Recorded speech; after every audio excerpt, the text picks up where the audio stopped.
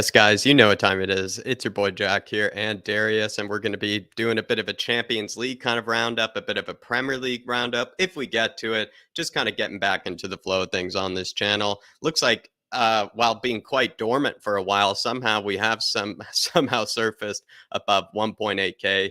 The channel birthday was also a while ago. I think about 2 or 3 weeks ago, I believe I got a notification for the channel birthday. So everybody, really do appreciate you and love you. But I think at some point when I get back into the flow of things, certainly it will give you guys a much better kind of appreciation video. But Darius, kind of good to be back with kind of the OG crew, just yourself and I, and we'll be doing Mm, just a bit of Champions League kind of predictions, just kind of chatting about what we've kind of seen so far, what we've learned so far, and then, like I said, if we do get to it, maybe a bit of Premier League as well. I mean, I have a feeling the Champions League is going to be a little bit more, what we expect. And unfortunately, we are very much big European football fans, but I don't think any of our hipster or dark horse choices are really going to be showing their faces much after the quarterfinal, I think. But regardless, it's been fun watching all the teams play each other and seeing a few upsets and stuff. So yeah, we've got our eyes on a few players. I know that Napoli team, me and you will be watching Hmm. intently. So yeah, no, lots Secretly of lots loving of that. fun to talk about in the Champions League, definitely. I think it was a bit spicier last season, if you ask me, where I think the results have actually gone against what I probably would have predicted so far. To be Mm, fair, I think a lot of the games have been really interesting and exciting. But I just remember the groups last season were like a bit spicier. Like I remember there was that real group of death, if I recall, of Man City, Leipzig, PSG. You also had like what was it, Milan, Liverpool, or something, and someone else all in the same group. Then you had this kind of hipster's choice of like Wolfsburg, Salzburg, and all these other teams. I think were in the same group last season. So mm. I enjoyed the Champions League kind of grouping of all the teams a bit more, you could say. But this season, I think it's still going to be exciting nonetheless. But let's get to a few of the comments, see what some people have to say who are already in here. We got Sean Hurl in the house from Paxton Road. Paxton Road, always very, very welcome on this channel, as we know. Sean Hurl saying, just watching a vid on a Japanese underwater bullet train. I think they're Wow. always about 20 years in the future, Sean, I would say always over there. And also, good morning to the U.S. and Canadian fans. Yeah, nice and early over here. Thank you, Sean. Do appreciate it. And then good to see Tanguy weigh in with a goal in Glasgow last night. I actually didn't get the chance to see the Mm, Napoli highlights just yet. Usually like to have a nice bit of coffee, just kind of sit on the couch, put it like you just said, cast it onto the telly, like you just done there, Sean. When I watch the Napoli highlights, I need to see those Kavicha and Tanguy skills on full screen, on full display. But let me know, Sean, did you get that, the chance to see that goal, Um, Darius? I did. So I watched the highlights as I was on the bus back home. He even was involved in the build up to their second goal as well. To be fair, I mean, he played the ball 1-2, and I can't remember. I can't remember who it was who scored for Napoli, but he played the initial ball in 1-2 with the two forwards from Napoli and scored. And then obviously, Anguissa picked the ball up. Pretty much, against not the run of play, but they were pressing forward. Anguissa picked the ball up high in their half of the field, pretty quick turnaround and cut it back to Ndombele who finished. And you know what the difference is for me is he seems quite happy, even though he didn't start the game. I do feel like he's gonna find his way into this team, and also with the amount of games that Napoli are going to play, and I think that they'll be competing at the top level and sort of for the title and trying to obviously get into the next round of the Champions League. I do think they're going to need to have a lot of people in that midfield. So when you have the likes of Zielinski and Dombele, Zambo Yeah. Anguissa, all in that middle, and you can rotate them. I just think that Napoli team is set up to do well throughout the season instead of burning out or potentially not doing as good in all of the competitions. I think they might be able to do well in specifically one of them with the depth that they've got now. A lot of people, including myself, said that Napoli, this would be a bit of a rebuilding season. Not really sure if how well they would do, considering they were going to be losing all their biggest stars. I even Mm, a lot of people disagreed that Fabian would leave. He did leave. In fact, it's I thought it was going to be a tough season for them, but they've shown that perhaps getting rid of kind of the old, you could say, marquee players for them has mm, given the opportunity for new players to step into the mm, limelight. And Kim Min Jae has somehow miraculously made the shadow or the loss of Koulibaly not really as big or not as I don't know, like you would think that they would really be missing Koulibaly at Mm, this moment in time, but Kim Min Jae has been playing so well that it almost seems like he's filled in those shoes like to the best of his ability so far, and that's quite impressive. In the case of Insigne, we know our boy yeah. Gavardana has definitely done that, or he's I'm even filled Dries I've been Mertens' smiling role. like this since he played really well. I can't even remember what game it was that they played in Serie A where he had a really, really good game. It's probably the first game of the season. I've been non-stop smiling because this is everything that we knew he was going to do, and he is just proving it now, and he is blowing up now. He is genuinely Yeah, blowing up. Everybody's talking about Kvaratskhelia, so I just hope he can continue this because genuinely, I've seen people say that he could win a Ballon d'Or in the next 10 years, and I'm I don't want to get definitely that agree with you. crazy. I don't want to get that crazy, but when you see him play, he's a joy to watch. He's a really, real joy to watch. He So certainly has the more Georgian fan base Kvaradona props, behind him. one hundred Definitely. percent, one hundred I percent. feel like what I missed just quickly as well in Napoli was probably maybe secretly a lot of that depth. When you look at it, the likes Yeah. of Lobotka looks like a really Hmm. good player for them. That Slovenian player apparently is very similar to Verratti. I haven't actually watched him too much, but that's what I've Mm. heard. I guess bringing in Tanguy is actually an interesting sort of kind of option for them. Bit of a deep lying sort of playmaker, can also play a bit higher up. Anguissa, we know, is a fantastic replacement, I think, for Fabian Ruiz as sort of that ball carrying sort of player in the team. And I think they still have, if I'm not mistaken, like Diego Dema as well. I don't know. They just have secretly more depth than I actually realized. And when you look at also the attack actually has a lot of depth in Politano, Lozano. In the case of, I think they have Simeone now. They have, Yeah. of course, Osimhen. They have Kvaratskhelia. I think there's another. I think it's Unas. Who, if they kept him, I actually do like Unas. So they actually have plenty of depth, if I'm not mistaken, as well. In Yeah. attack. So secretly, I think a lot of us just got that Napoli prediction just wrong. But might as well get straight into it. We'll welcome a few more though. Derek Hutchinson in the house saying, "Good afternoon, Jack and Darius. Good to see you, Derek. Really appreciate you tuning in." Stuart Davidson saying City and Bayern. Those are big predictions there. I guess perhaps the two finalists. I guess Stuart's going there, going for City and Bayern. There's a couple of big pots. Hope he does well so we can sell him definitely. I hope actually Tanguy does play well enough so they would actually trigger that ridiculous release clause or He's one of them players who, that buy option. Yeah. yeah, he's one of those players who definitely will look like he's worth 30 million euros the way he plays. So as long as I get to see those cameos, 2 minute cameos for the rest of the season, I think we could probably get 30 million out of him, which would be crazy, like you said, absolutely crazy.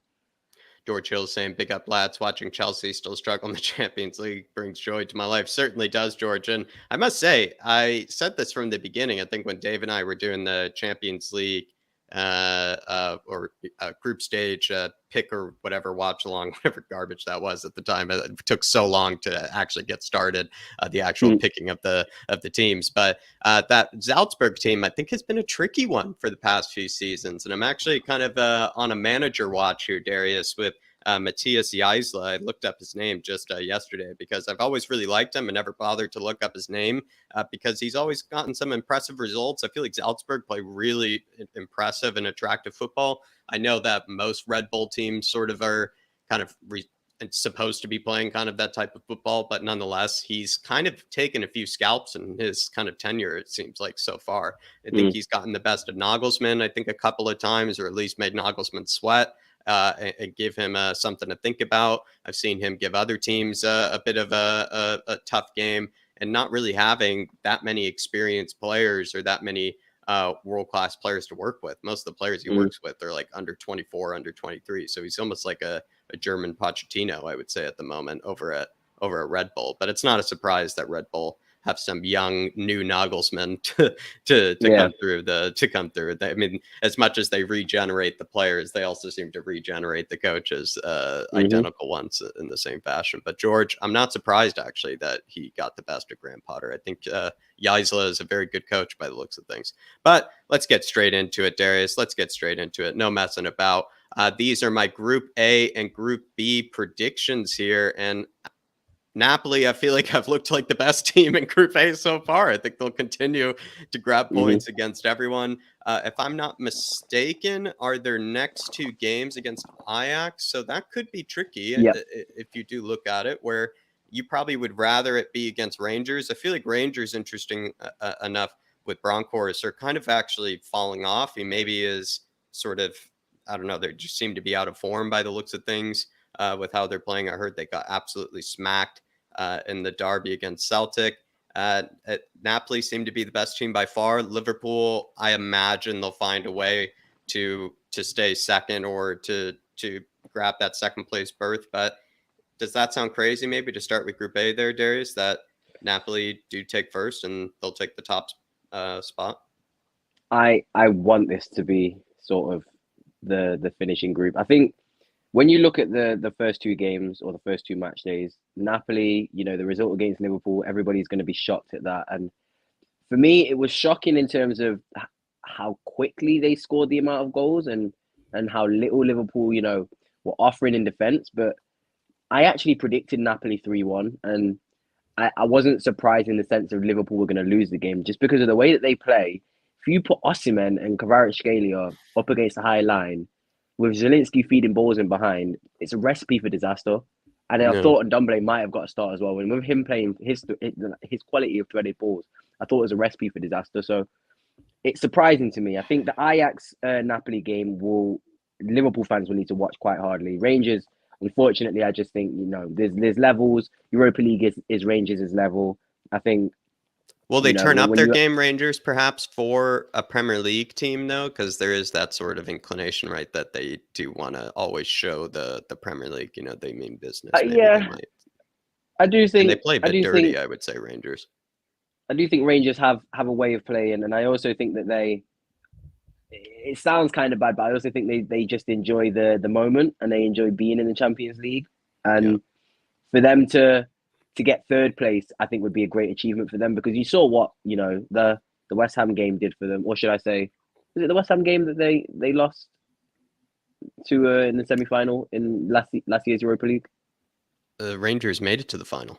Sorry, Rangers made it to the final and played Frankfurt, of course. Sorry, not West Yeah. Ham, Frankfurt. Yeah. So yeah, they Frankfurt obviously defeated with West Ham. the big loss against Frankfurt in the final, I think that they are just looking at to be honest with you, European gold, and you're never going to win the Champions League as Rangers. So I think they'll be happy with fourth because it's not really seen as that much of an achievement to get first or second because they never really were going to get there. And to be fair Yeah. with you, Ajax third and Liverpool second could fluctuate depending on the game, going into this next match day because obviously it could make a big difference. Napoli, Ajax. However, I do think that Napoli will win those games, and obviously with Liverpool beating Rangers maybe twice over the next two match days, then you see obviously Ajax finishing third. So I think you're If spot I on. I do yeah. think you're spot on.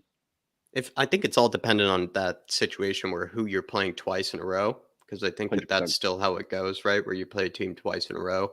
Yep. And if Ajax were playing, let's say, Rangers twice in a row, and then Mm-hmm. Liverpool were playing Napoli twice in a row, I would Mm-hmm. make a big call that perhaps Liverpool could maybe drop into that Europa League spot or something like that. But Mm. with the way that it is, Liverpool playing Rangers, you could say that might be the easiest of their choices at the end of the day, at least quality wise. And I'm not sure, Darius, but I feel like Ajax, if they were paired with, let's say, Rangers, maybe that would be an ideal scenario for them because I think they kind of really outclassed Do you think Rangers it's fair if I that remember. sort of So they could have maybe sneaked a Champions League spot, just to say Ajax if they did actually get paired up with Rangers for 2 games in a do row. you agree with that sort of I know it's tradition and I kind of do like it, but do you agree with the fact that you play the same team back to back and because like the way you've mentioned it there, you change the teams and it could change the entire group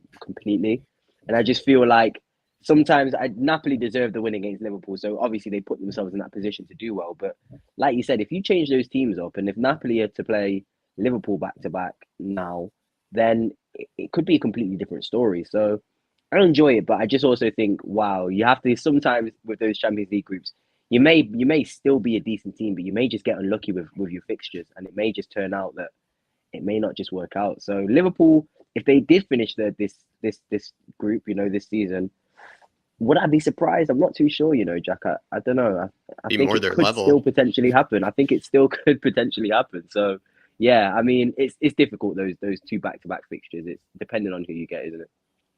That was a bit low by me, but it was funny to say. Ian Hey, Ferguson saying, morning, afternoon, Jack and Darius. Big up, Ian. Hopefully you're keeping well, my man. And whatever you're doing today, do enjoy it. Maybe you can listen to this in the background. Perhaps you're just watching us live, but whatever you're up to, Ian, hopefully you're enjoying yourself. Hopefully you're enjoying your Thursday. Sean Hurl has gone for Napoli and Ajax as ooh, the two, I guess, Champions League qualifiers for the knockout rounds. There you go, Sean. I mean, very very contentious there, and I'd love to see it as well. Looking at our Group B prediction, not Darius's, I should say, my Group B prediction. We'll let Darius not take the criticism in case any of them are howlers. But Brugge, I've basically gone for them uh, as the I guess the winner, because by the looks of things, Atletico are being Atletico, where they're going to lose some, they're going to win some, they're going to make it scrappy. Nothing's going to be convincing. Leverkusen, I feel like, are like every kind of German team that isn't really Bayern at the moment. Where are they really good enough to be in those Champions League knockout rounds? It feels like they're all kind of good Europa League sort of kind of contenders, or teams that definitely could win the Europa League. And in fact, if I were Leverkusen, I would like to finish in a Europa League spot instead of mm, maybe finishing in that Champions League spot. I think you're probably set up. I know you get a lot of money from it, but you might be set up for slaughter. And the way that Leverkusen are playing right now, anyways, who knows? Maybe they'll have a Oliver Glasner like run through the Europa League, despite how poor they're playing in the Bundesliga at this moment. mm. Atletico, I don't know, Darius. They just find a way, don't they? They just find a way to get qualified here. So with how Brugge, though, or I think are set up, if I'm not mistaken, let me take a look at it just quickly. Brugge are going to be playing actually Atletico twice. So I have gone for a bit of a crazy prediction here, but they're already on 6 points. Atletico, I think, are on 3 points or 4 points, or perhaps let's check on this just quickly. They're on 3 points. Yeah, Leverkusen are also on 3 points here, but Club Brugge, they have a bit of a breathing distance, you could say. I don't expect them to lose both games. In fact, I actually expect them to maybe perhaps make Atletico drop a point at some stage. So I don't know. Is this crazy? Club Brugge finished top. I think you're on mute. Sorry, Darius. There we go. Sorry, the way they dispatched Porto.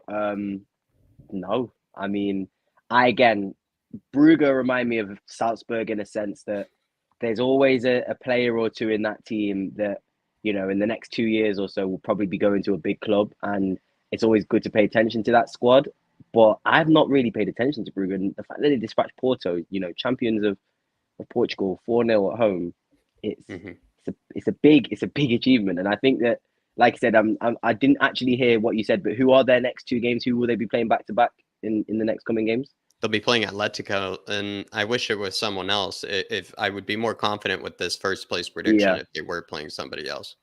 but I mean, if you get a draw at the Wanda Metropolitano, and then you potentially, either get another I draw think their first or game's at home, actually. Luckily for yeah. them, So if actually, you if Club you Brugge. draw or win that game, and then get a point away, or even potentially lose at the Metropolitano, then You're still in a good nine spot. points. 9 points. I mean, 10 points normally gets you through in a group stage. So if you've got 9 points, but halfway through that campaign, I think you're on good track to at least qualify. And I think Brugge won't mind necessarily if they finish first or second.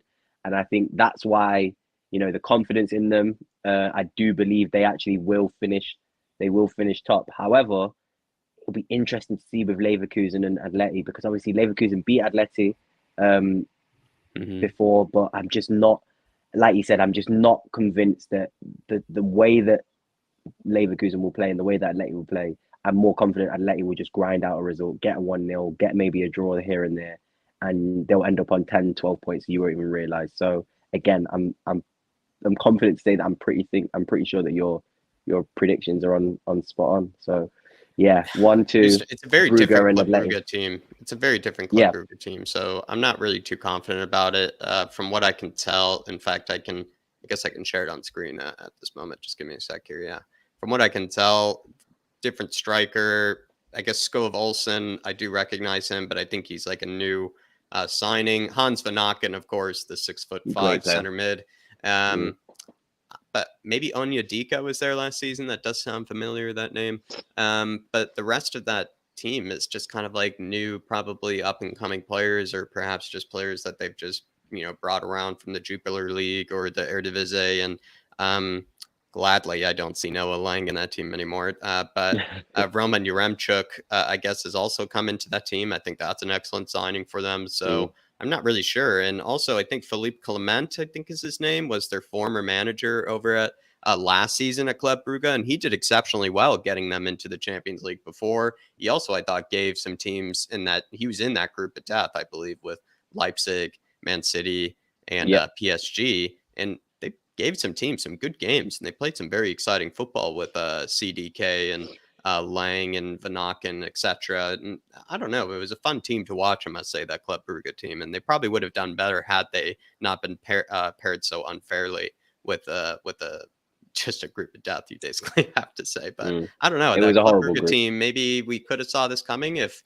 I just didn't see it coming because there was a change of manager, and I didn't think that they would just be able to replicate the same sort of form. But I guess that's what they've done over at Club Brugge. I guess they found a way to replicate that same style of football, and maybe being in an easier group now, Darius, has benefited them compared to last season.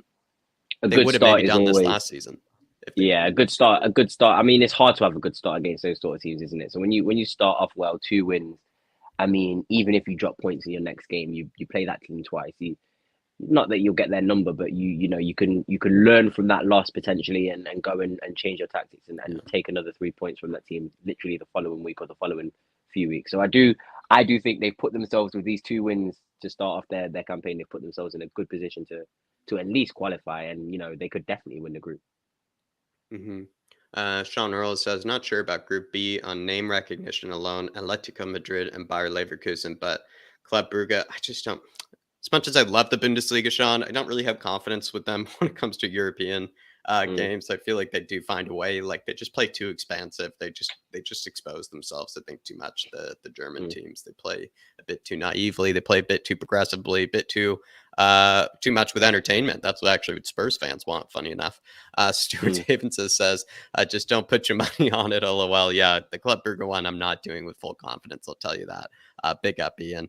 And then as well, just making sure. And yeah, no other comments. But Bayern is the only German team to go anywhere. Yeah, I completely agree. Yeah, yeah, I feel like they're the only team that you can really actually treat with any sort of real fear. Even Dortmund, despite their really good display against Man City, I feel like they always have that in them. But at the same time, like they're gonna get pounced by somebody at some stage. Like it just yeah, feels like the German teams are all going through a bit of a rebuilding period at this moment in time, Ian. And they're also just being kind of, with the way they kind of handle their finances and whatnot, a bit more kind of modestly, you could say, and not with as much income. They're probably just kind of being a bit outdone by some of the big powerhouses of Europe as well. But I guess that's for a different stream. That's for a different mm, but good topic there, Ian. Brian C says, "Big up Jack and Darius. Your knowledge of European football apps actually scares me. Great stuff, lads. Think we will top our group. Come on, you Spurs." Brian C, it comes from the days of when Spurs really were not playing so well. I had to find an escape. I had to find something to take my mind off the Spurs. And I think nowadays,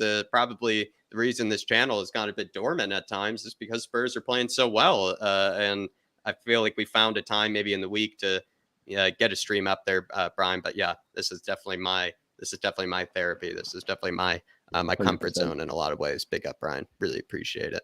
Um, Always heard having a weaker Bundesliga helps us though, Ian. In the Airtech case, my man, don't you worry about a weaker Bundesliga. But let's keep moving on. I think we'll go into, I believe it's yes, Group C, Group D, and Group E here. Starting off with Group C, you could say, I guess, the group of death of this Yeah, Champions League. Bayern Munich. I mean, they're going to be playing Victoria Pilsen twice in a row. They got the job done against Bayern as well as Inter. I think they showed that they were the better team against Bayern or against Barca as well as Inter. Excuse me. And I don't know. It's hard to know, though, Darius, because I feel like they've done this in the past where even if they're put in a group of death, Bayern will win convincingly and get out of the group no matter what manager, no matter what team they have. It's really yeah. just how they perform in the knockout rounds is always kind of the question mark. They're group stage demons, aren't they? I mean, I think they're unbeaten in 30 group stage games. It's when you look at Bayern's squad, it's hard to argue that Bayern don't have the most sort of complete squad. And Agreed. as much as I love Nagelsmann, that's the only reason that I don't think the Bayern are going to win the Champions League. Because had Hansi Flick been in charge, I would have put Bayern Munich as favourites. So yeah, maybe me being a fanatic of Nagelsmann before, I just don't know in Europe if he's going to really be able to deliver. And as much as they have performed well, and they always do perform well in groups, and to be fair with you, I actually give Barcelona credit for the way they performed. I think they played good football, but at the end of the day, that game very, very similarly gave me vibes that the Arsenal Man United game gave me. And Hmm. you could dominate a game all you like for 60 minutes, 70 minutes, 80 minutes, but it doesn't look good when a team could turn around on the on the counter and score two goals like that in a quick space of time. And it Yeah, almost rattled them, and they lost the game from when the first goal went in. And obviously when Sane scored the second goal, it was a wrap. So yeah, you can say all you want about you playing great football. Pedri was amazing. Don't get me wrong, he was absolutely unreal, but they got nothing from it. Lewandowski missed so many good chances. They really could have won that game, Barcelona. So I that's don't true, think actually. Xavi. I don't think Xavi's going to be happy with playing well and not getting a result. He's used to getting results as a player and a manager. So yeah, they can take from it. The last time they played each other was completely different, but still, man, I think. But Bayern Munich have just they know how to do it, and it will be a real test in that And they love beating in that Barcelona, I'll knockout tell you stage. that. And they love beating Barcelona as well, don't they? So it's like I'm not surprised by that. However, Inter as well. I mean, oof, they don't look great, and that's the thing. Like Inter sort of have that similarity with Tottenham, where if Inter Yeah, were winning and getting results, you wouldn't be complaining. But when you're not getting results, it's hard to watch. And yeah, I don't think they're going to be topping Barcelona or Bayern Munich. So, and obviously, who do they play? They play Barcelona twice. So I don't see them winning either game. I'll be really honest with you. I think Barcelona yeah. put a really good performance in at the Yeah, I Allianz. think Barca have shown to be easily the second best team, and Yeah, despite maybe Xavi being upset with not probably scoring or picking up points against Bayern, they probably can realize that they still created more chances and weren't yeah, dominated in the ways that they have been in the last few seasons by Bayern. yeah. They weren't Bayern have clinical at all. really like Bayern in the past few seasons have I really mean, they like scored. They shown they them. beat them. Were they in the same group stage last season? I swear they beat them 3-0 Yeah, both yeah, yeah, both yeah. They both really fixtures. So yeah, I mean, pushed them it, aside. it's Yeah, a bit of a it's a I don't know I it's a can't big remember the improvement. term, but it's a bit of it's like a underhanded compliment to say that you score. They're conceding one less every single time, pretty much, and maybe that second game they might actually get a win. It was away from home. It was a tough game. That Bayern Munich squad is pretty damn ridiculous as well. So credit to Barcelona, but there's levels, and Bayern Munich I think are in that same echelon as PSG's and Man City's and Real At Madrid. So at the same time, when it comes to Bayern, though, I've seen them do this 1,000 times, and yeah, I think when we get to a stream where we talk about the group stages or not when we talk about the knockout rounds, excuse me, I think we'll yeah, be looking at Bayern in a different light because it's always yeah, that question mark of like, are they really serious this season? Like, because you basically can judge them, I think, off their first round of 16, because if they yeah, really just throw aside the first team that they come up against in the round of 16, that is a good side. I think you can have confidence they'll make it to the final or at least the semis. But the way that they've struggled against Salzburg last season in the round of 16s, I think, if I recall, just showed mm, that they were going to probably get or struggle against Villarreal. You could kind of see it coming. But moving on to Inter Milan here, bit disappointing if they do maybe lose both games actually to Barcelona. I feel like Pilsen will lose every single game of this tournament or of this group stage, by the way. But I don't know. Inter Milan, Europa League, is that okay? The way they've been playing, though, with Simone Inzaghi, he's not exactly been very good in the Champions League, kind of another Italian manager, not really doing so well in the Champions League. But I don't know. Like, I feel like with that squad of players that he does have, Simone Inzaghi could be doing a bit better, if you ask me. I don't know. It's a tough thing uh, to ask of him. I guess you would see how well he does in the Europa League if he gets mm, dropped down in there. again, it's not their level. I don't want to disrespect Inter because Inter's a huge a huge club, but I I just mean, feel like they have an unbelievable squad. Maybe that's why I'm asking you that. Oh, it's a really good like this. What I used to say this as well. I used to say Inter's squad is actually ridiculous defensively. Onana, Bastoni, Skriniar, De Vrij. Brozovic, you go through it, Barella, you go through the team and it's ridiculous. But then it, I have the same thoughts, the same thought process again with Tottenham. You look at where it's important and where they need to have, elite players, and they don't have that anymore, and that's the fullbacks. And the loss of Perisic and, bringing in Dumfries and thinking that Gosens was going to become even better than what he was at Atalanta. I think it was difficult to see like him not really perform, and I guess injuries play a part in itself, but they don't have quality. Dumfries and Gosens haven't performed like the fullbacks and wingbacks that I expected, and it's really hampered their creativity and the amount of goals they score. And obviously, I think with that, obviously, if you're not getting results, it's going to look really bad. So I do Uh-huh. agree with you. I still think they've got a great squad, but they don't have elite players in the areas that they need them, and that's what's going to put Inter at a disadvantage this season, Yeah. maybe in terms of the league and the Champions League. But for them to go for the Europa League, I think is again no disrespect to Inter, but they should really push for that Europa League and try and get that under the belt. And Yeah. maybe a better manager. You look at who's available now, and if Inzaghi doesn't do well, or if Juve, really turn things around.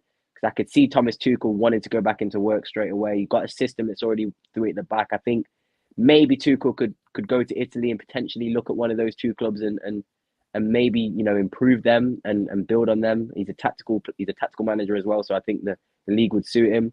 It's just, is it too late? And I do think it's too late now. You've got to play Barcelona twice, like you said, and I don't expect them to beat Barcelona twice. I don't even expect them Yeah. to beat Barcelona once. I would So love to see it though, as much as because yeah, I probably haven't gotten as many Barcelona digs as I would like, probably on this stream. Maybe next time, but I do love a good dig against them when I can get it. oh And yeah, THFC till I die says, "Big up, guys! Thank you both. I've been supporting RB Leipzig recently. Really enjoying the German league. Keep up the great work. Come on, you Flat Cap Army. Come on, you Spurs. totally. Big up, Dermot. RB Leipzig, I would say, is a very fun team to support, especially player wise. I mean, you got Sabatzlai, got Nkunku on the same team. I think you still have the likes of, or they've actually got David Raum in this season. That's kind of Yeah, fun as well. Gavardiol, of course. You can, keep an eye on Forsberg, him there. Forsberg, yeah, of course, an absolute kind of a mainstay there. I Lima, think Lima stayed as well, didn't he? Limer stayed this season. They brought in actually who I called right the signing of the season for center mid Xaver Schlager, which is I think Mm, still shown to be an exceptional signing for them. Basically Conrad Limer's cousin. But Dermot, great team to pick there. I would say RB Salzburg, perhaps they should, or RB Leipzig should be taking RB Salzburg's coach if it doesn't work out with Marco Rosa, because like I said, I think Matthias Jaisla over at Salzburg seems to be an excellent coach, and he's quite young as well. And maybe that's something that Salzburg could be into. He looks like the new Nagelsmann by the looks of things. But big up, Dermot. Big up, my man. Appreciate you, brother. Everybody's saying good morning to Mr. Dermatron. Yeah, Sean doesn't like the Red Bull franchise teams. Yeah, not a fan myself there, Sean. But with the way that the oil money and everything has kind of gone these days, it seems like Red Bull somehow are being made to look like almost nearly the good guys these days. yeah, It's it's weird how crazy. the football world has changed. It's weird how the football world has changed. But we'll keep going on with Group D here. I think Spurs, if probably will find a way, Darius. I don't think we need to freak out here. Yeah, Eintracht coming up against them, I feel like they'll play that sort of expansive kind of football. I bet there will be space in behind for us.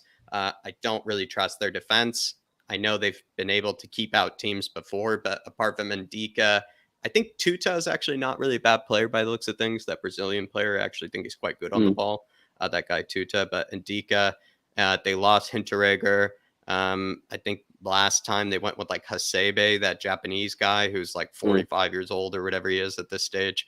Um, I don't know. I just feel like Eintracht are nowhere near the team that they were last season. It kind of looks like they're nowhere near the team that they were last season, at least tournament wise. Then again, though, they weren't even that great in the Bundesliga last season. They're a very yeah, weird sort of team.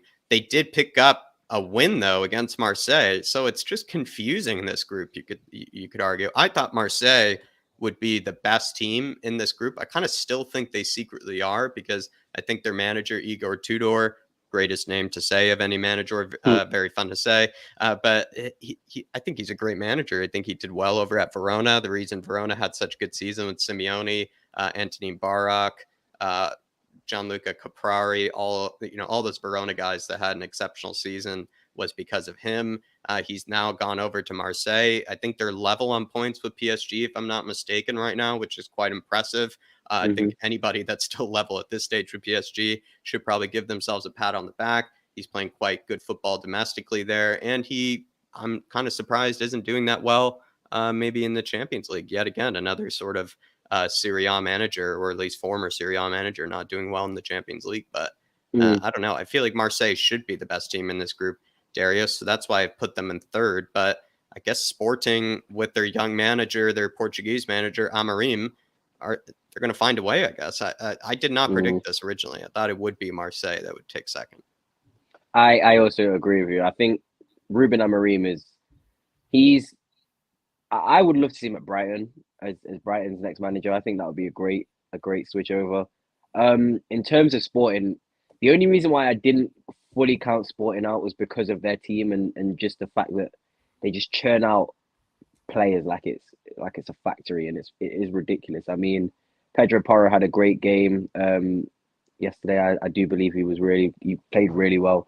But like you mentioned with Marseille, they are such a sturdy team, and the way they played against us is they have patterns, and they still managed to hold out defensively. And it was a surprise to see Frankfurt beat them. But styles with Tottenham is what you can sort of determine how a game is going to go. And like you said, with Frankfurt, their style is way more expansive than Marseille. And even you saw against Sporting, we still created chances. We still were able to open up the team, and it's just because players are off form that we really didn't take our chances. So yeah, we lost our most difficult game to Sporting. But again, when you look at the way that Frankfurt play, I think that we should be able to open them apart quite easily. And given the personnel, and if they play well, we should beat them twice, and that should put us in a really good position. 9 points, then playing Sporting at home, Marseille away. If we, were to drop points at Marseille away and maybe get a draw at Sporting at home, or even beat Sporting at home, then 10 points again for me is that line where you should really be able to say, yeah, you've done enough. So it's a weird group. I think it will probably be the closest group out of all of them, if I'm being honest with you, because I don't see Sporting, winning every game. I do think we should beat Sporting at home, but Yeah. to lose the most difficult game for us, in my opinion, which is probably going to be Sporting at home. I do think that Marseille, that Marseille crowd is ridiculously crazy, and they will be up for it. But I still think that Sporting game was tough, just because tactically Ruben Amorim set up very similar to how Chelsea sort of dealt with us in the game prior. They flood the midfield, and when a team floods the midfield against us, it almost overrides us. And I mean, the dribbling ability of Marcus Edwards was on show as well. So Yeah. loads of things that you can really take from the game, and you can be angry, you can be calm with it, but at the end of the day, a win, a loss, Marseille and Sporting, and then in what my opinion is probably the least strongest team out of all three of those, Frankfurt home and away coming up, then I still see us, like you say, top in the group and looking okay. But I mean, Let's hope it's for it's maybe crazy to see Marseille how to mad get people some have been. results. Yeah. Let's Yeah, hope for I maybe mean, Marseille to pick up a result. That'd be nice. that's I going to think be Marseille have a interesting. better squad, though. Like, when I looked at it, the Yeah, reason why definitely. I think they might. I don't know if I could say they have a better manager. I think they have a great manager, Marseille. I Mm, think obviously also Sporting's manager is very talented, mm. considering he won the league only about 2 seasons ago as well, which Sporting hadn't done for a Quite while. young as well, isn't he? Yeah, he's very, very young. Mm, But I don't know. I looked at Marseille's squad on paper, and I was like, they have deeper options on the bench. They are doing very well in the league domestically, which suggests they are a good team.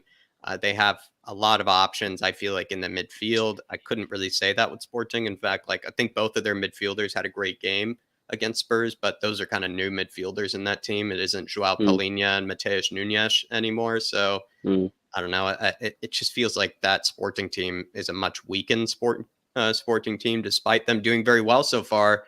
I'm still gonna stick. I don't know. I'm gonna stick with it. I'm gonna say they're still a weakened team, and they're not nearly as good as maybe they were a season ago or 2 seasons ago, I could say. And they've also been absolutely spanked before by like Man City and whatnot. So I feel like Yeah, the Sporting team.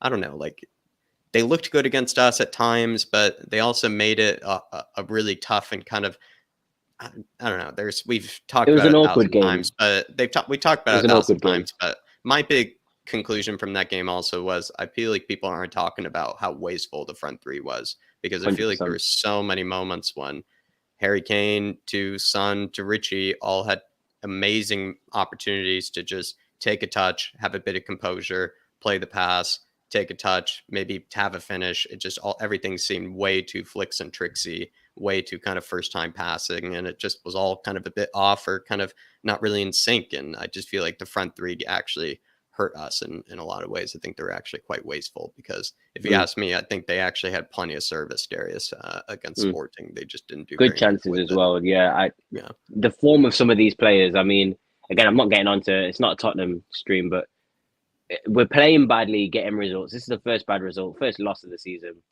Players have been out of form. We've still been getting results. To me, that only suggests that when those players hit form, the results will improve and it will look better. So we're still getting results. It's just the performance isn't good. And as soon as these players turn up, hopefully the performance improves as well. So I'm not too hung on that loss, but it's not nice to take, I guess, especially when Marcus Edwards is behaving like Messi in the game as well. Definitely. So yeah, I mean, I did say it. Like I said, where I'm most afraid of them is their front three. Like their front three is still a decent front three. You got Pedro Goncalves, you have Marcus Edwards, and then I think Rafinha is that new one. And then who did they also mm, go with? Trincao, of course, as yeah, well. Trincao started as well. But the rest of that team, like apart from maybe Pedro Porro, I'm not really like too impressed by, or really like, shouldn't be thinking that Spurs should be. I feel like Spurs, of course, shouldn't underestimate them, but it shouldn't be a team that won in that sort of manner. But I don't know, like you Yeah, said, not really trying to get too much into it. And Nasty, I guess I'll continue to underestimate them. It'll be something I'll eventually just have to apologize to you for at the end of the group stages. But I did leave them in second, though, as much as I kind of drag on Sporting a bit there. I did leave them in second just because what we're going to need to rely on is Marseille to get some results here. We're going to need to rely mm, on them to get some results against Sporting, and I'm not sure if they will. I can't say that with confidence. Catman Jess with a super chat though, and he was asking about the FIFA.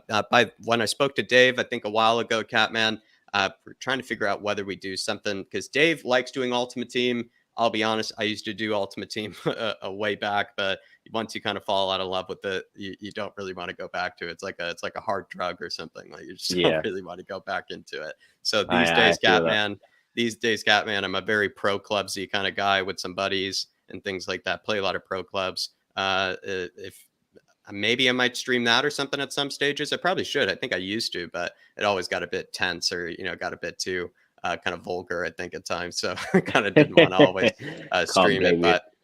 But pro clubs I enjoy, and I think with Dave at least to get back on topic, Catman, I think we might be doing some sort of Ultimate Team series, maybe where Dave just takes control of the Ultimate Team. Maybe I'll hop in every once in a while, or we might do something else. Who knows? But there you are, Catman. That's the answer I have for now. Do appreciate the support, though, brother. Do appreciate it.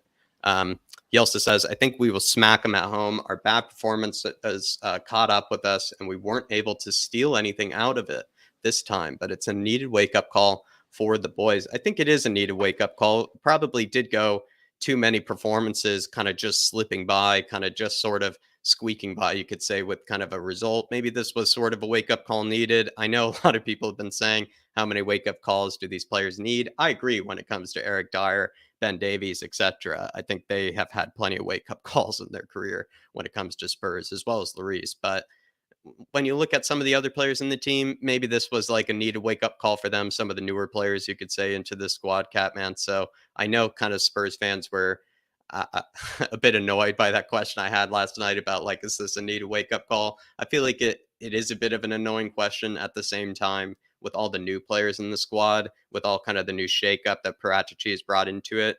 These players are new to Spurs and they are new to the dynamics here. So maybe they needed the wake up call just as much as Eric Dyer and Ben Davies did. But to be fair, like those guys have had so many embarrassing wake up calls from Zagreb to Gank to everything to Colchester. I mean, the list goes on. The list goes on.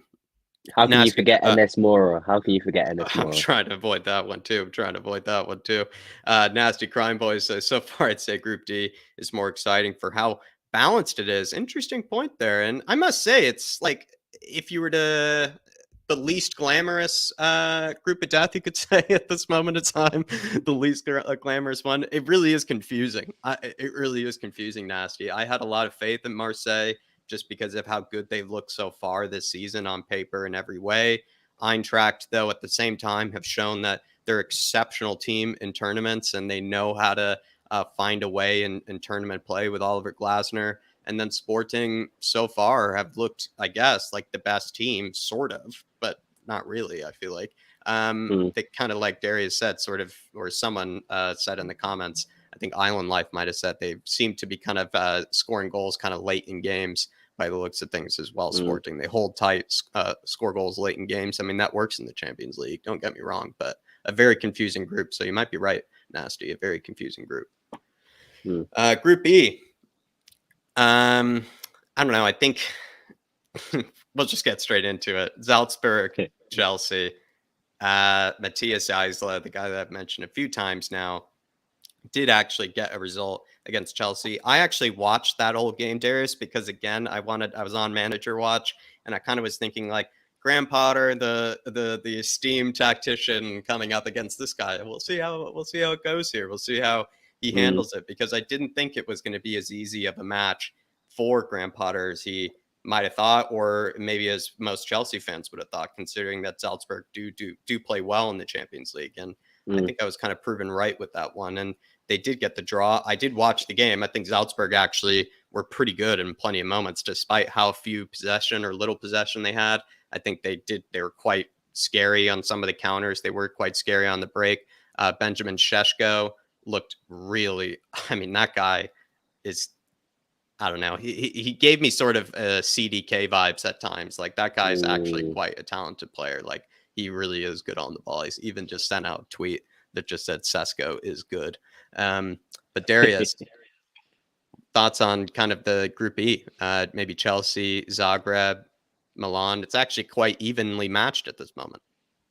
I love Milan. I hope Milan stay top. I think they've got a fantastic squad to do it. Do they play Chelsea next? Yeah, they do play Chelsea next. So that's going to be the big one for me. If Milan get the first win against Chelsea, I actually think that you might. Third. Yeah, I actually think you might be right. I think Chelsea may actually end up in the Europa League.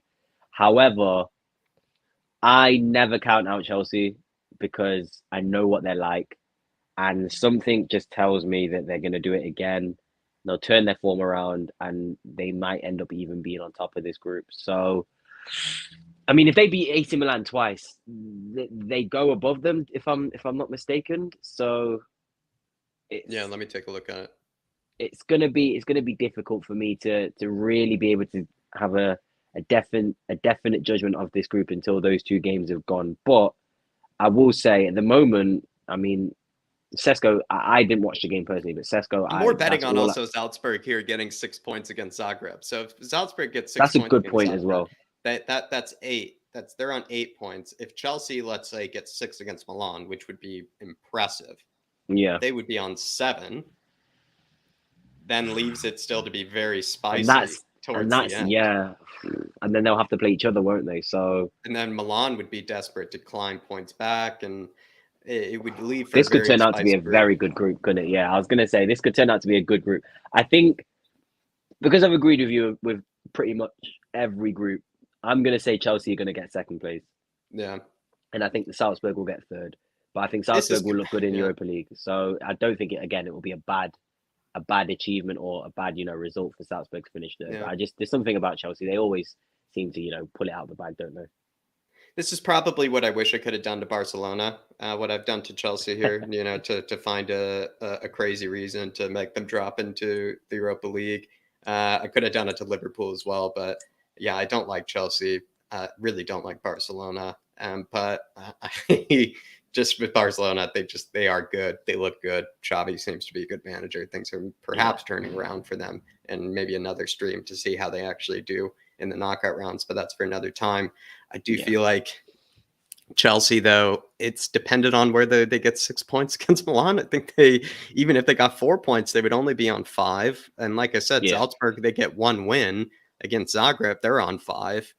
That extra point that Salzburg have on Chelsea right now, I think, is vital and them playing Zagreb twice, I think it's going to be interesting because Zagreb have proven to be very good defensively so far. They have been, I think, a very tough team to break down, but I think the way Salzburg play, I think actually they would kind of break them down. They play very expansive Mm. football. They have Shesko, who's a very big man up top. They also have But very good Okafor, with who's his looked feet, good. though. Very, very good with his feet. Zyvalt, that kind of ginger guy in midfield, looks really good actually by the looks of things. They just have a good team, I think, and I think they probably would Mm. beat Zagreb. And feels like Zagreb maybe builds themselves up for the Chelseas and the Milans and to kind of Mm. knock them down. But I don't know, will they be able to get away with that sort of like deep lying defense against Salzburg? Maybe not as much. I don't think. I think they would have to open themselves up a bit more. And I don't know, I think just a that's a guess. spot on analysis about Zagreb there. Zagreb just take joy in ruining everybody else's fun. So Ruining the big if you're a big club, Salzburg yeah, if joke, you're a right? big club and you're pushing for something, just pray that you don't get Zagreb because they will just purely have a worldy performance, especially Mislav Orsic. He will have a worldy performance just to solely knock you out of a competition. So I No. wouldn't put it past Zagreb to, be knocked out by, match day 4 and still have, a massive impact in that group by beating a team, or you never know what can happen, drawing with a team. So Right. yeah, Right. Zagreb, Well, they'll still have their role to play in this story. last ones here. I think some of these are kind of easy. Yeah. Real Madrid, Wow, I I've think just are going seen to be your Group taking F it. one. That's crazy. Wow. Well, here's the thing. Have you not seen Oh, Shakhtar? They've looked ridiculous. And here's our new, I must again, say, maybe we will spend some time on Group F here because I think we found a new Kvaratskhelia in Mudrik over Mudrik. Yeah. God, he is something. That guy I'm scared. I'm is scared he's he's gonna go to Neymar Arsenal, vibes. He man. gives you he really is like a Ukrainian Neymar over there. He really is unbelievable. He's Hope he doesn't go pacey. to Arsenal.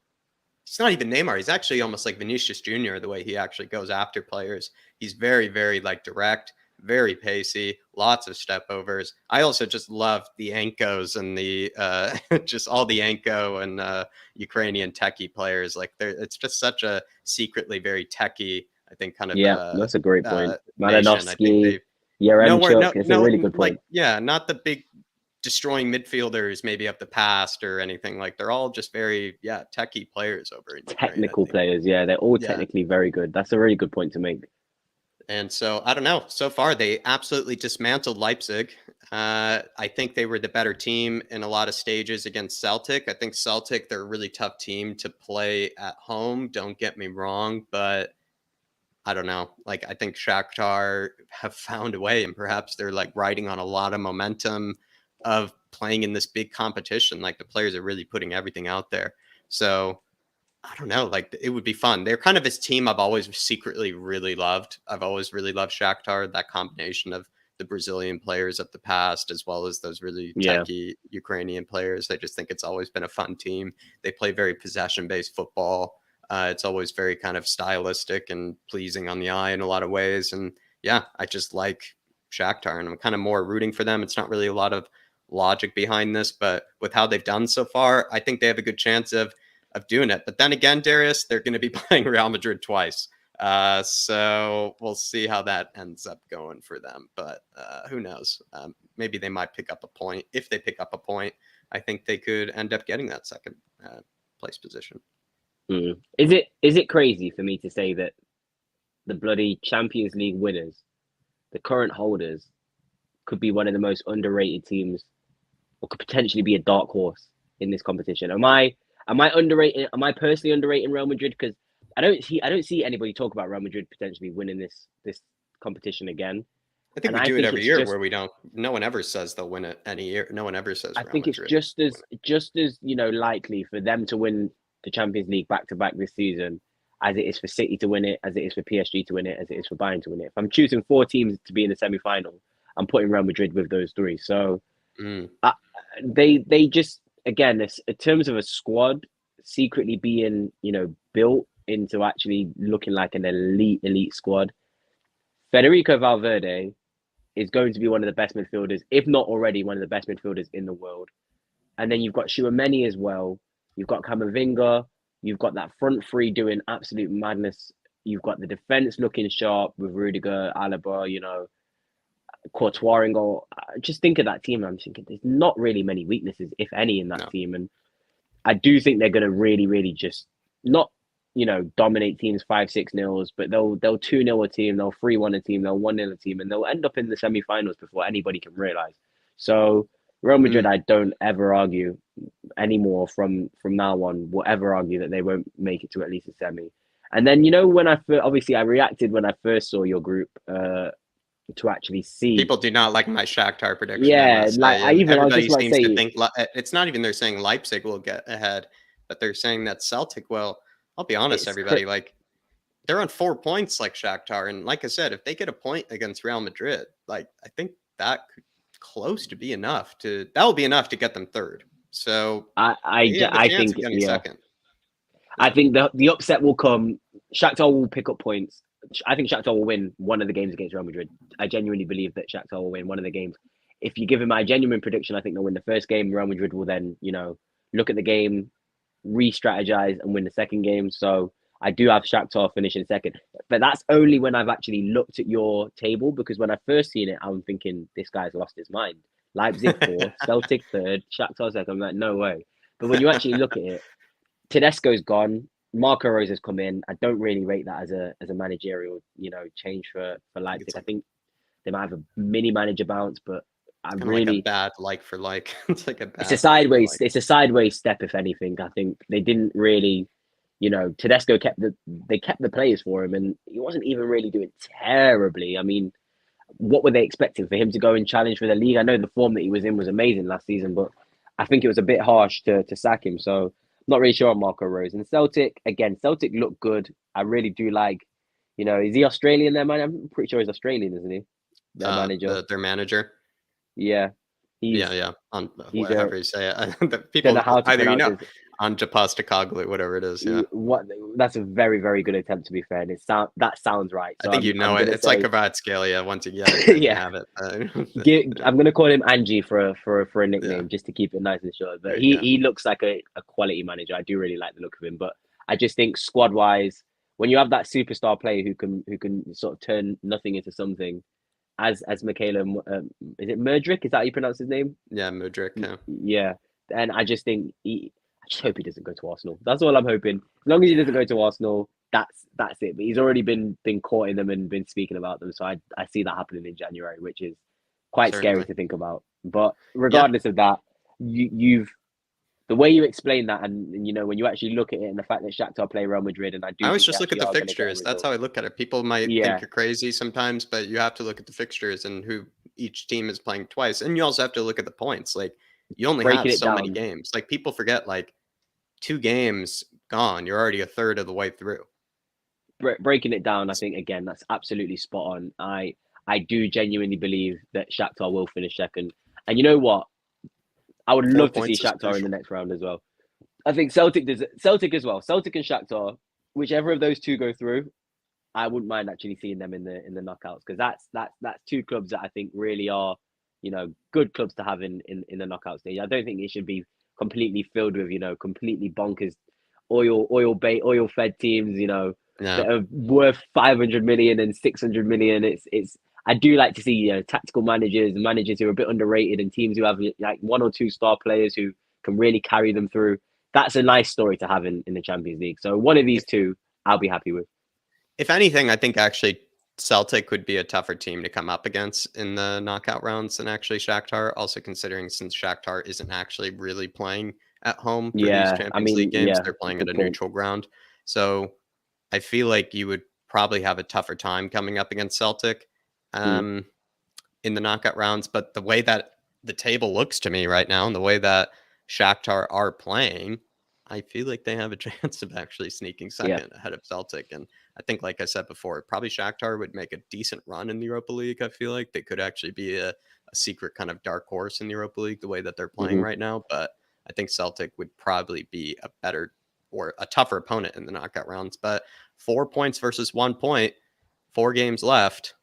I feel like people forget like it's not like an 8 game, 10 game kind of group stage. Like it's only 6 games. You only have so many games to make up points left. And I think being on 4 points is good. And Spurs, I wish we're in that position right now. If we were on 4 points, we'd be in an exceptional position. But it Yeah. just shows. It just shows. But move on from them. I think we're going to continue to Group G. Man City. I mean, I don't know. It's just boring at this stage. I think, yeah, first. But again, probably a different story and a more interesting conversation when we talk about them later when they get to the knockout rounds. I do have a question actually later at the end of this, actually about Man City and PSG. But Dortmund, by the looks of things, I guess the second best Look team good, of the man. group. Yeah, They did and they look good. looked They good played well against Man against us. City. Yeah, man. Again, I don't know how to like explain what Haaland's doing anymore. I've genuinely, it's so cliche, but I've actually run out of words to describe the guy. Um, what can you do as a team against? You just got to pray that he has a bad game, really and truly. That's the only sort of tactical defense I can give a team to try and combat Haaland, because I don't know how you actually stop the guy. If he wants to score, he will score, and there's nothing you can do about it. So unfortunate for Dortmund that they're in the group in Sevilla, but I'll be real with you. City may and haven't looked the best defensively this season. They may get overconfident with him being up front and just think they can outscore a team, and you Mm-hmm. may be able to actually get at them. However, you're gonna have to have a perfectly flawless defensive game to be able to think about getting a result against them, and not many teams are going to be able to produce that. So it's a nice group, and it's nice to see City and Dortmund always play each other. I feel like they play each other all the time, City and Dortmund. So Yeah, I mean, it's it's true. nice to see them play each other. It's like it used to be Shakhtar and City, but now it's City and Dortmund. So it's nice to see them play each other. It's I true. think Bellingham had a pretty good game. I love Dortmund to bits. I didn't really, fully concentrate when I was watching the game, but it's just, yeah, I'm looking at these two teams. I'm not really looking at Sevilla or Copenhagen getting into the knockouts. I'm looking at these two teams going into the knockout stages and seeing what they can do in that part of it. Because Mm-hmm. I think Aiden Terzic is a good manager. He's just as good as Marco Rose, which is kind of bad on Marco Rose, because Terzic used to be an assistant. But I think Terzic has proven now. He won a DFB Pokal and Yeah, did quite well in the season that he took over partway through. So I think giving he's him a second secretly a chance, they decent obviously have manager. faith in him. Yeah. He's a decent manager. So yeah, it's just pretty straightforward group. I think this one. I thought the Real Madrid one would be more straightforward than the City one. And you look at the Sevilla, Dortmund, and City, and you think that is a bit of a group of death. But I think this one's pretty straightforward. To be fair with you, I think is it Dortmund playing Sevilla or Copenhagen twice over? I'm not too sure. I can't remember now. Let me check for you. Good No question worries. there. Let But me yeah, check for you. regardless, even if whoever it is, I think it's still a pretty They play straightforward group. Sevilla This one. twice. You're spot on. And the Yeah, first game is actually away from home for Dortmund, so it is going to be I in I, Seville. st- I still think Dortmund. Yeah, no, I still think regardless of if they play Sevilla twice, I still think this is probably one of the most straightforward groups, and I hope that these two teams can get quite far in the knockout stages.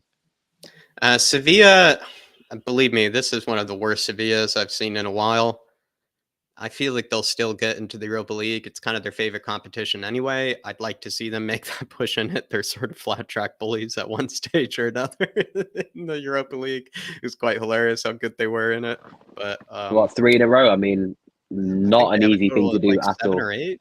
Don't they have like seven or Yeah, eight of them as well? yeah, Kind of they won two in insane. a row before they won three in a row as well. Yeah, I mean that bread and butter, isn't it? Really and truly, that is their cup. So they're probably deliberately playing poorly just so they can go back in it, because they were in the knockouts last season, weren't they? So they must True, have and they thought like, probably were what upset about what are that. we Yeah. doing here? Like, we're not used to being here. We're used to being in a different cup. So I think, And Lopetegui's if you won it want to before. call match fixing, look at Sevilla trying to get third place so they can get an easy route into that Europa League knockout. So I wouldn't be surprised would I, to be Lopetegui fair with you. defeated our own Antonio Conte, in fact, in the Yeah, man. Europa League final. So you might be right. Perhaps he's intentionally losing there. A bit of a Brendan Rodgers situation. Who knows? He understands that cup better, doesn't he?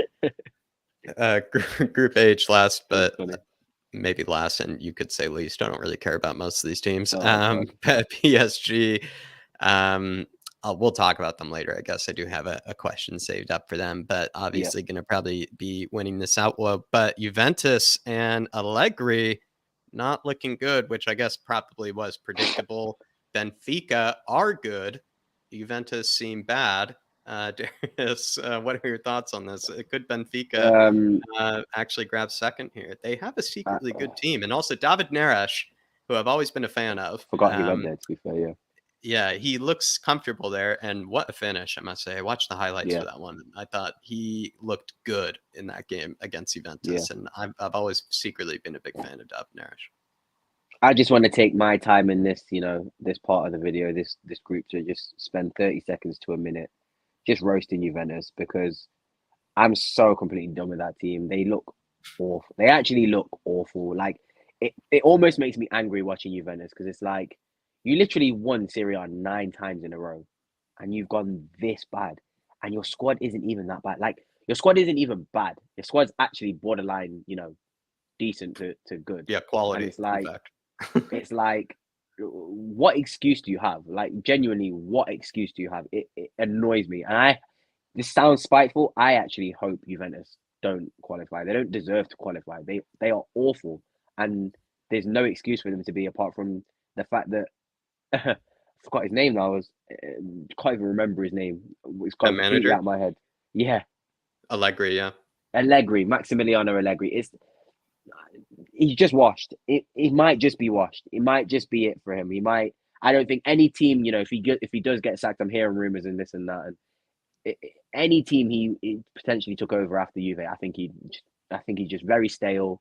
I think he had his moment when he was at Juve and AC where he had, very very good tactics to win a league, and now he just looks like a shell of himself. I think they need to really look at potentially Poch or Tuchel to go there, save their season halfway through, and use the quality in that squad to actually get results because there's no excuse. There's actually no excuse for Juventus. I don't care. AC Milan, Inter Milan, Napoli, all worked hard on forming and building squads, young and experienced, to actually compete. Juventus has done the same thing in the same amount of time and not producing any results. So yeah, Yeah, it's time to start actually really getting onto Juventus for what they're actually producing because it's poor. It's actually poor, really yeah, really poor. And I agree. out of all the teams in this whole Champions League, Juventus for me have been the most embarrassing, and I don't want them to get lucky or paper over the Hmm. cracks and finish in the knockout stages and it be seen as like, oh well, Juventus made it. I want them to actually start from scratch again, rebuild, and the only way I can see that happening is them being put into Europa League, similar to what happened with Barcelona. So I fingers agree. crossed, Juventus have a poor run for the rest of this Champions League campaign because I'm really not happy with them at all. Let me just actually quickly check who Benfica played twice here, but I think it actually might be PSG, so they will play PSG twice. So Tough. that will That's be tough. interesting. Could Juventus claw it back? Could they I slime mean, their way Haifa didn't back look into? bad against PSG. I mean, when you've got Messi, Neymar, and Mbappe, it's hard to even win. And Maccabi Haifa, the fact that they actually brought it to them, got the first goal as well. That Juve team shot of confidence. Do not put it past them to lose to that team or even draw. Like Yeah. honestly, Jack, I would not be surprised if Maccabi Haifa went to Allianz Stadium or they were at home themselves and beat Juventus. I just wouldn't be surprised anymore. I don't rate Juventus at all, to be brutally honest with you. When you look at Benfica's team, I think part of the reason why I also think they might actually sneak a second here is because I actually do think they have a secretly good team here where Rafa Silva, Vlachodimos is actually a good Vacadimos, keeper. yep. He's made some crack saves from what I've seen before over the years. Alexander Ba is supposedly very talented. I've seen him play for the Danish national team before as well. He is a talented player. I'm not sure about Silva. Maybe he is some up and coming player. Of Mm. course, the Otamendi kind of experience there. Alex Grimaldo, a bit of experience there as well. He also scored an insane goal in the first match day week as Oh, I need well, to if I watch that. I can't even recall. remember that. It was, I think, one of the goals of the tournament, if I Oh, recall. wow. Enzo Fernandez, I've heard is a good player. Rafa Silva, I think, is one of the most Love underrated Rafa Silva. players of the Premier League. I think he seems to just stay at Benfica there, but he's one of the best ball carriers, I We're think, clambering for a secretly. right wing back. Rafa Silva is my number one choice for right wing No, back for I don't us. think that would work. No, he's like a right winger. I think he's like a left I, winger, you or think he's he's you like think so you think he's tiny. really that He's like attacking? He is really small. That's the only thing that I was like.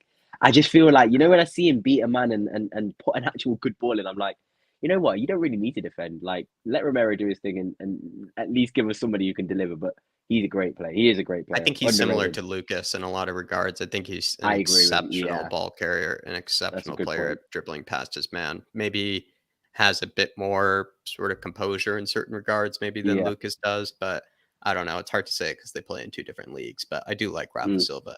Point being, you look at then David Naresh, good player there. Joao Mario has obviously a bit of experience, and then I think Gonçalo Ramos is supposedly very, very talented. So I've been told as well. I haven't actually seen too much of him, but I've been told he's very talented, and I think it's secretly a very good team, actually, Benfica. And mm, perhaps they could sneak a second there, and I'd love to see them do it, to be honest, and see mm. Juventus get knocked down. I But hope. there you I'm are, praying. everybody. Those are the predictions. Feel free to go back and take a look at them. Going to take some comments before we maybe finish up with some questions here. Sean Hurl saying, as a Roma fan in the Serie A, I want Juve to lose in a game of the Tiddly Winks. Hate those zebra coated sheets. There you go, Sean. Absolutely We're love it. praying, Make your Sean. We're feelings heard. praying. Appreciate you, Songman. I must say, like, as much as I did give Kim Min Jae a lot of respect on this channel, in fact, he was one of the first, I think he was the first scout report I ever did, Yeah, Songman Lee. yeah, I think it was. Yeah. I think it was the first one I ever did, but I had no idea he would actually fill in the shoes of Koulibaly in the way that he's done. Like, that's just full respect to him. Like, I didn't actually think he would be that good right away. I thought there Mm, would be a bit of a I knew he would be good for them, and I knew he'd be putting in good performances. But I felt like maybe Napoli would be going through a rebuilding period. They would find maybe some of those holes of the former really great players that they had in the past, like Koulibaly, Fabian Ruiz, Insigne, Dries Mertens, etc. But the way that Kim Min Jae and Kvaratskhelia have come into the team, like it's like you really don't miss them very much over at Napoli, at mm-mm. least at the time being, and that's how crazy good Kim Min Jae has been. Songman Lee. So that's just Excuse me. full respect to him. I could not have even predicted that. I did ask the question when I did speak about Napoli, could Kim Min Jae fill in the shoes of Koulibaly? I said he would, but I did not say he would as quickly as he has. Big up Tequila. Good to see you in the chat. Appreciate you It as does show. well. Sorry to interrupt you there, Jack, but it does show like how important player profiling is when you're looking at replacing players. I mean, yeah, I agreed with you. I didn't think it was going to be, that sort of seamless. But when you look at like the profile of Kim Min Jae in terms of his structure, his size, his ball playing ability, when you find similarities to players like that, it makes it a lot easier. And I credit Napoli so much. I mean, Kvaratskhelia to replace him, you're getting rid of Insigne and Mertens, two Yeah. legends of that club, and replacing them with somebody who almost seems like a hybrid of those two with a bit more pace. Just No. who could turn out to be a better version of both of them. I gotta give them so much credit. At Napoli, it was AC Milan I was rooting for this season, but Napoli now, that's my Italian team this season, Yeah. 100%. I Definitely. love I think him. a I lot of absolutely ours, love him. certainly a lot of ours, that's for sure. Ian Ferguson saying, wouldn't be mad if Wes McKennie found his way to Spurs. I think he'd be a great player for us, if you ask me, Ian. Probably a player that Conte might like in the fact that more of a box to box player. Again, like how much does Conte like the creative midfielders? Well, we're yet to know until the next transfer window, Ian. But yeah, Wes McKennie, certainly I would not complain. Certainly would not complain. Nasty says, crazy to think how easily Juve let Ronaldo go. Yes, I think they should have done better with trying to keep Dybala. It feels like they just never really gave Dybala the chance to really be the main man at Juve, and I guess also bringing in the likes of Pirlo and Allegri and whatnot. The managerial appointments nasty have really, I think, hurt them. I'm not really too bothered by them letting go of Ronaldo. I think he was good for them at one stage, but probably it was I don't know, sort of made sense, and they made a lot of their money back if I recall, actually, with how he moved to Man United, or at least they made some money back on it, if I'm not mistaken. So I don't know. I feel like they replaced Ronaldo with Vlahovic. They should have given Dybala more time. They had other players, obviously, in the team as well that they could have, tried to show a bit more time to. But I don't know. They're in a rebuilding phase, but I feel like the managerial appointments are the real reason, like Juve are in the hole that they're in right now, just because of the signing of Pirlo as well as Allegri. But I agree. finishing up with a few kind of just questions, Champions League related, Darius. Hmm. Will Man City or PSG finally win it this year? The two oil state clubs, they always find a way to slip up in some way or another, always find a way to bottle it. And it's quite entertaining, let's be honest. And we probably hope that they do find a way to bottle it yet again this year. But to be fair, PSG do look exceptional. Man City look exceptional. They look like a different sort of beast, both of them in their own respect. Look like Hmm. different types of beasts this season. Will one of Hmm. them win it this year? The easy answer is yes, but I'm a strong believer as a Spurs fan in football curses, and I do think that these two teams have curses on them in this competition. Um, so I'm actually going to say no, but I do think one of them will get to the final. I think they'll meet each other in the semi-final, and one of them will get to the final. And I don't want to vote against Real Madrid.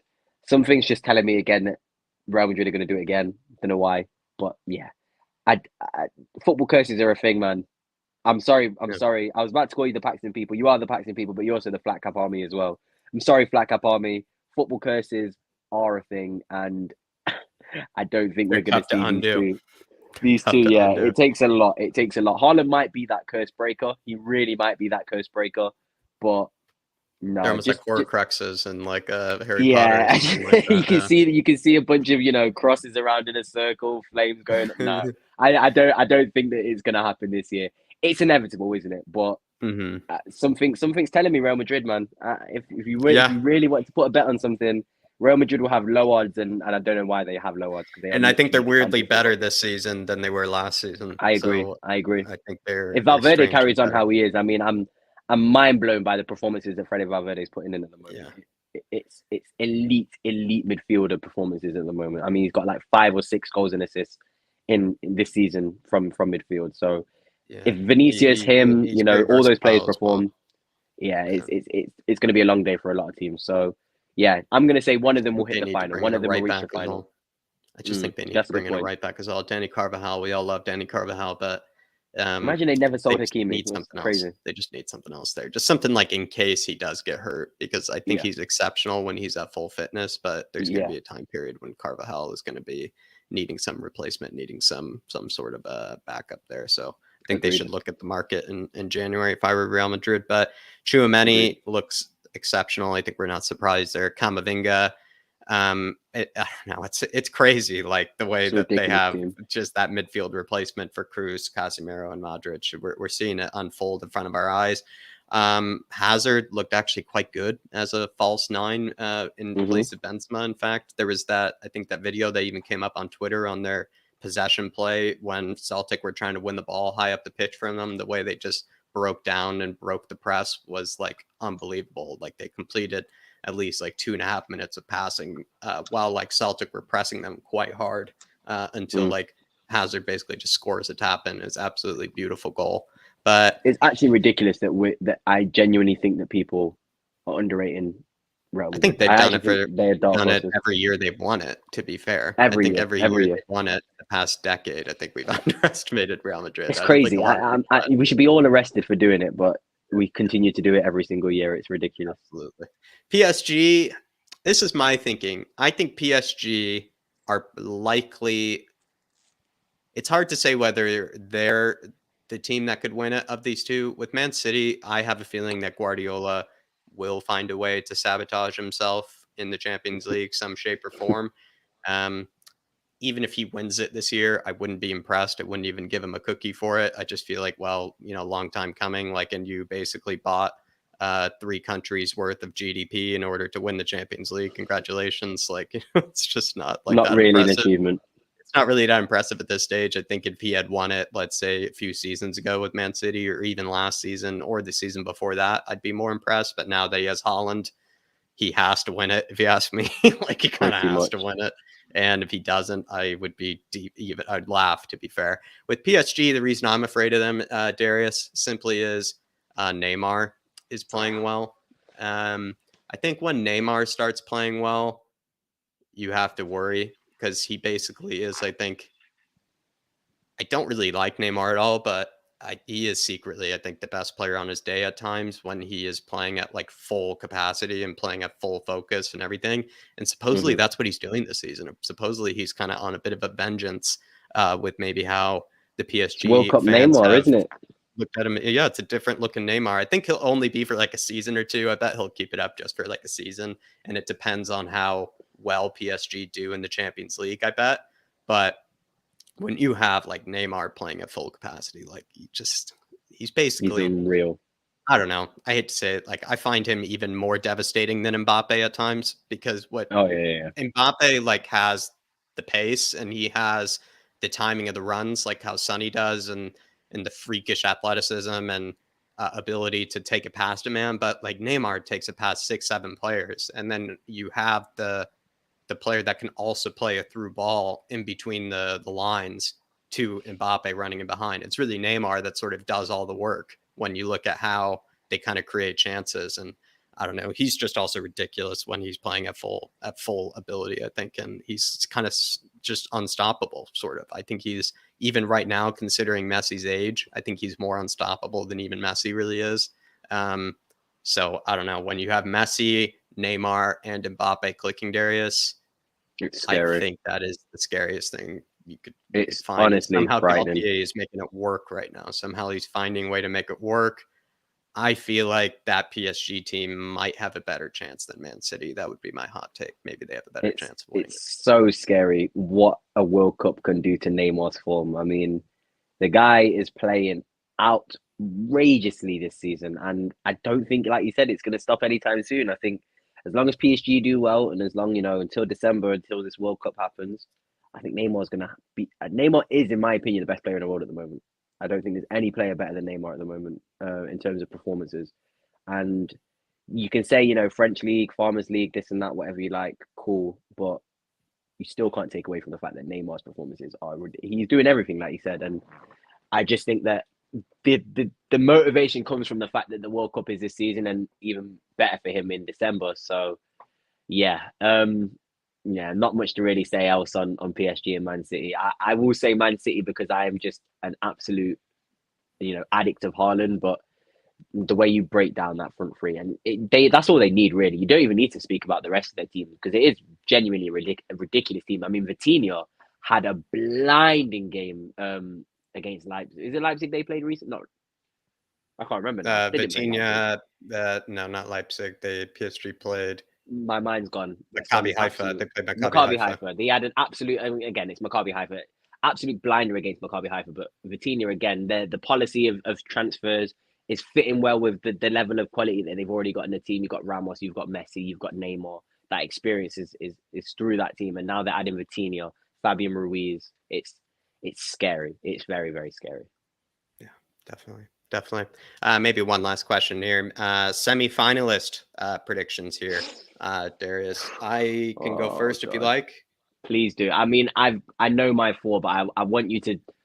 Hopefully, I want you to say four different teams, maybe, or one different team, because I think it's kind of Yeah. easy. This one, I think it's kind of easy.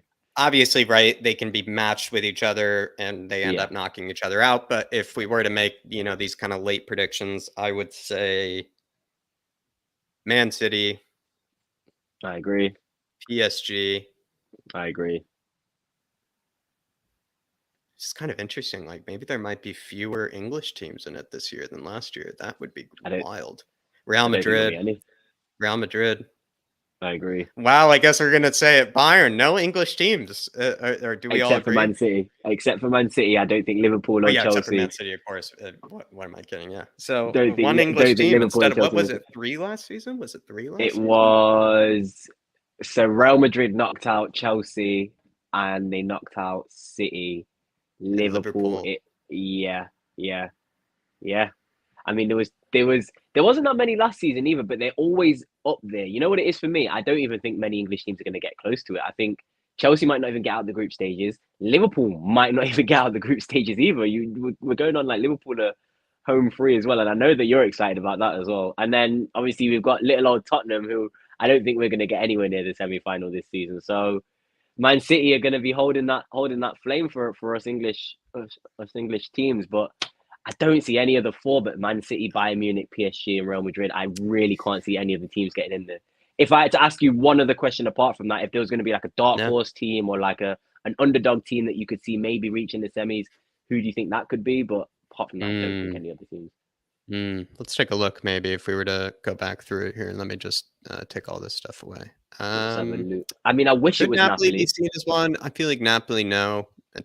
I don't know. I feel like they're a fun team to watch, but I feel like they will Yeah. be undone by somebody. But I could be wrong. Maybe it is Napoli. Let's take Barcelona, a look maybe? at it. Nah, they'll find a way. They'll find a way to bottle it. They'll get smacked by somebody, I think. I can't say that. I just Milan, can't. maybe? No, I don't think either. Like, I feel like they're That's what I mean. the Italian teams I'm a bit worried about. I feel like the Italian teams are not as good secretly in the Champions League, despite the Serie A probably being the second best league maybe right now. I Um, just think it's a no-brainer, isn't it, for all these teams? The Nets, are that's they gonna do, strange. you There are know? not really that many underdogs or kind of like yeah, they're or dark horses, as you correctly said. I can't really think of Mm, any. I would probably actually say Napoli. Maybe we actually go back to the beginning here. Napoli. let's give Napoli the flowers, yeah. Yeah, I think it's going to be Napoli as maybe the dark horse. That would be exceptional. That would be really fun if they made it that far. That would be really, really fun. 100%. 100%. But Darius, Paxton Road, I'm going to put it into the chat. Pretty sure most people in here are part of the Paxton Road Army as well as the Flat Cap Army. But maybe anything coming up on the channel or anything that people should be aware of. Ooh. Talking Points is back on Monday, so look out for that on Monday. I don't know what the topic will be, but we will have Talking Points returning Monday. Obviously, I do believe that the Leicester game is 100% going on this weekend, so preview and review of the Leicester game should be up as well.